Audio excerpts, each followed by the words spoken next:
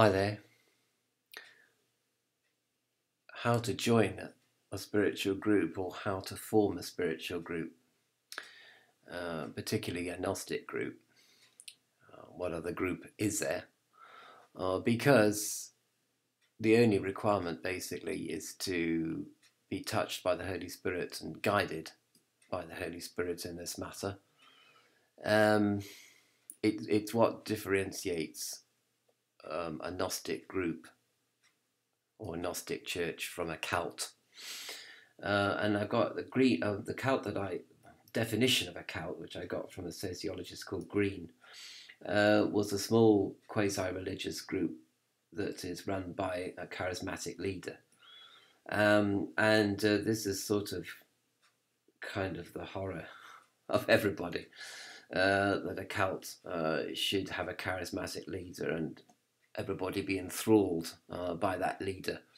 And this sort of cult actually reflects the Demiurge, the realm of the Demiurge, where the idea of tyranny comes pretty easily to the Demiurge, and to this charismatic leader and to this small group, mobile group, online, but not necessarily online, but very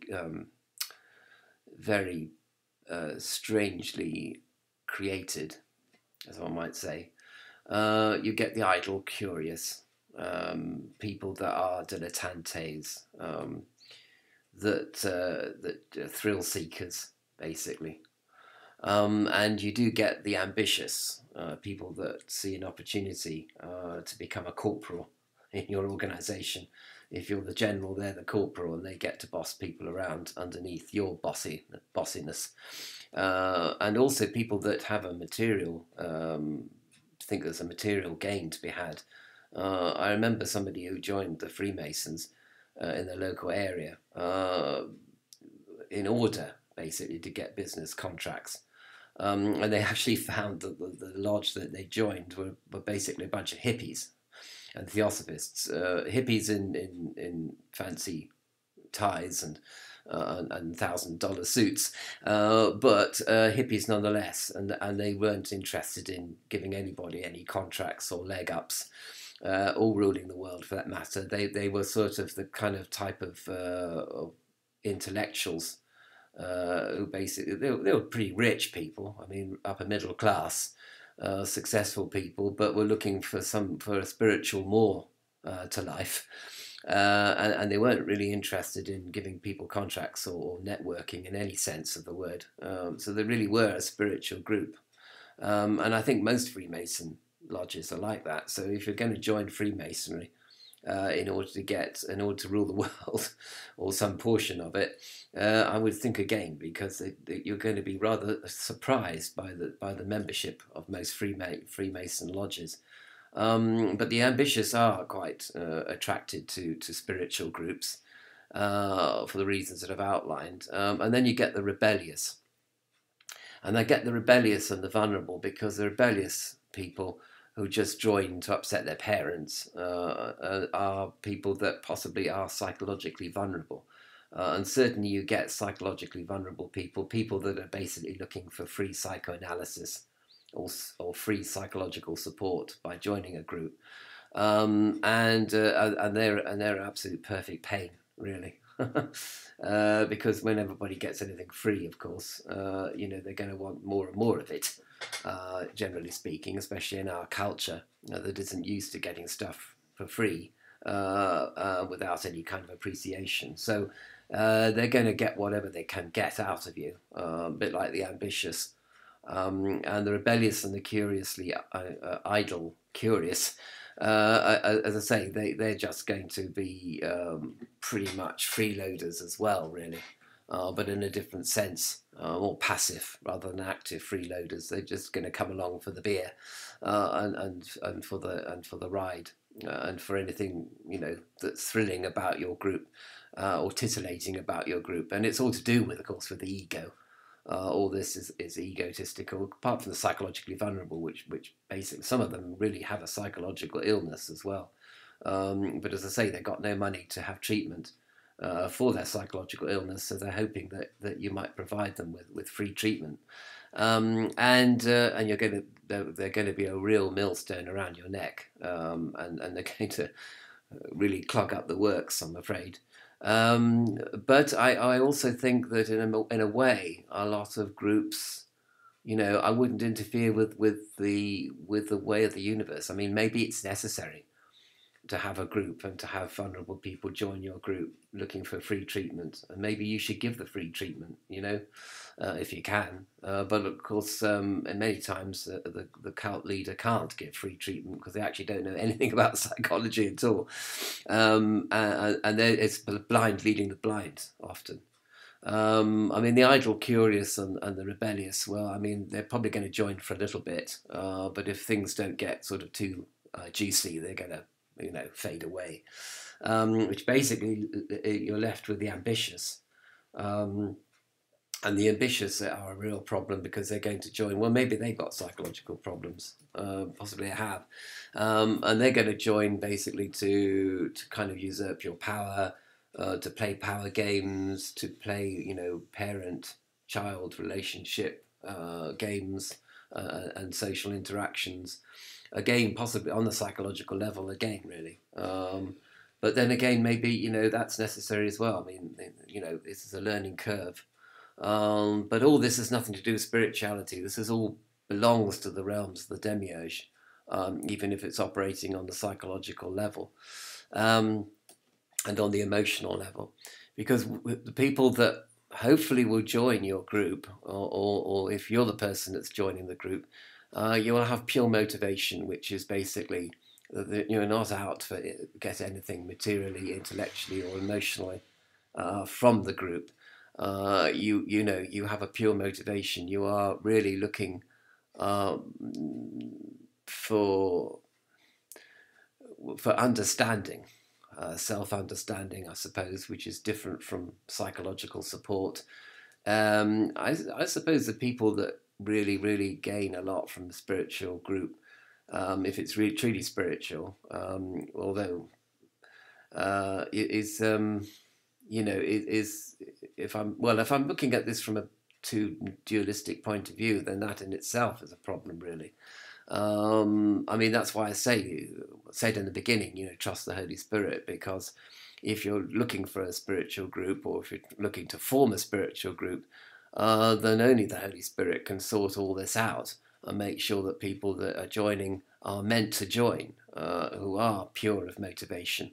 And as I say, if you do join a group, look for the way that the group structure, articles of association, by which I mean constitution or rule book or whatever, if there is a rule book, or look for the materials, and look for the meetings, look how they're run, and you're going to look to see if all these things are reflective of the way the Holy Spirit would operate, which is basically egalitarian.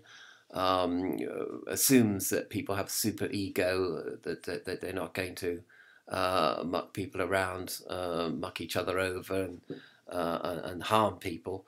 So if you've got a group of people that are that are attuned to each other in as much as they're attuned to the Holy Spirit, then the group, the group structure is going to reflect that.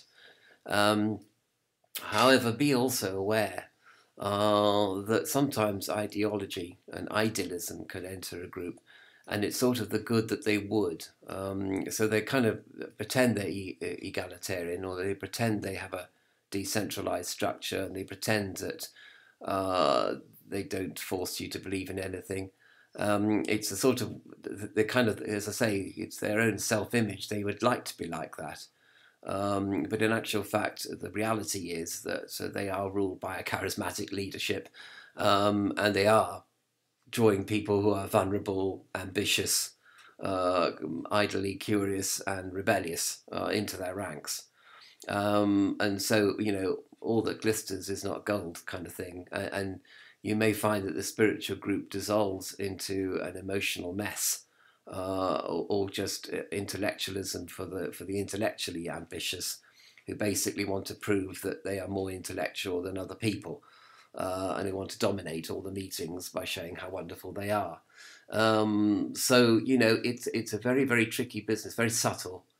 99% of all the groups I think that you will encounter are going to have problems with the emotional, intellectual, and material sense. And of course, when money raises its ugly head, then rivalries and all sorts of mad stuff occurs whenever money rises. So the way that they collect the money has to be extremely loose and extremely honest and open. Openness is a very, very important thing. It's necessary to have a group which is incredibly open about everything that it does, apart from the confidentiality, perhaps, between a master and a pupil. But ideally, perhaps, a group shouldn't even have a master. It shouldn't even have a hierarchy. However, I'm a bit of two minds about this, because I think that there is a natural hierarchy in this world. And if the group is in this world, then the hierarchy is going to exist. And it's better that a hierarchy exists on paper and has checks and balances operated by a constitution, rather than just letting it all sort of hippily loose, and just hope for the best kind of thing. A hope for the best attitude, is not the best attitude, even though I've sort of started by saying you should wait to be touched by the Holy Spirit. And then you can have faith and you can have trust. So there's a sort of tension, I think, in all groups within this world, and a group that you might yourself found, between being in the world and necessary to render unto Caesar the things that are Caesar's, on one hand, and to trust in the Holy Spirit and not be of this world on the other. And so I think, you're going to have a group, or be aware when you create a group, of this tension. And I think as long as you're aware of this sort of contradiction of having a spiritual group operating in the realm of the Demiurge, which is kind of asking for trouble, really, in a way, isn't it? Because a Demiurge will obviously try to distract your members and distract you and distract the collective from making any spiritual progress at all. It will even try and distract people who have already made significant spiritual progress from making any further progress by associating with your group, as indeed you are distracted by joining this group when you would have been perfectly better to have actually continued the path on your own. So again, there's a tension between individual growth and growth as a group as well. And there's a tension and there's a resolution. So again, having a group, a spiritual group, which is supposed to be non-dualistic on one hand, operating in the dualistic world, obviously this is a contradiction in terms. This is going to create tension, sometimes creative tension. So don't be afraid if there are personality problems within a group, or people argue with each other sometimes, because this is life in the lower worlds, isn't it? Really, it's going to happen. Just as sure as beans, it's going to happen. So spiritual groups are very complex. And I think that either complexity lies underneath simplicity, or perhaps if a group has 97 degrees of initiation, underneath that complexity, there is a great deal of spiritual simplicity. It's organized in quite a good way. And the people that are members of this 97 degree initiation order are very committed. So they're committed to this complexity. They're committed to making this complexity work as well, because they recognize the spiritual simplicity underneath these 97 degrees of initiation, for example. So, everything is not as it seems in this world either. And the first shall be last and the last shall be first, kind of thing as well. And that idea, I think, is certainly true as well. So don't be quick, be very, very loath to judge. I mean, slow to judge, and quick to forgive, and quick to make allowances for people being human. We're not perfect. So if you're looking for a perfection within a spiritual group or within yourself, you're not going to find it. You're going to find limits within which we all have to work, within our personality and within what we can gain in terms of self-knowledge, which might not be very much. Self-knowledge is a very, after many decades, you might find that you don't have much self-knowledge, really. And there's a lot about yourself which is surprising and disturbing. But you have to sort of forgive that within yourself and others, but be prepared for it to exist. I mean, don't be an idealist who goes around thinking everything is wonderful, because it isn't. Although don't be too cynical either. So it's a kind of, so I suppose the Holy Spirit, if you're going to be touched by the Holy Spirit, it would induce a sense of balance between cynicism and idealism, if you like.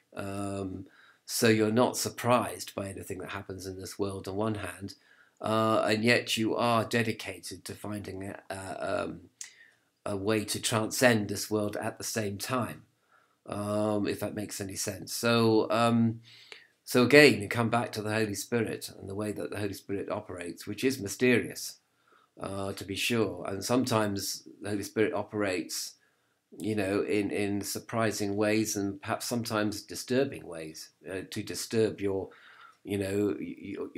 mental patterns. Sometimes your mental patterns have to be kind of rucked up, as it were, like a carpet, ruck a carpet up. And sometimes your patterns have to be interfered with, and there is disruption to your kind of cozy life. So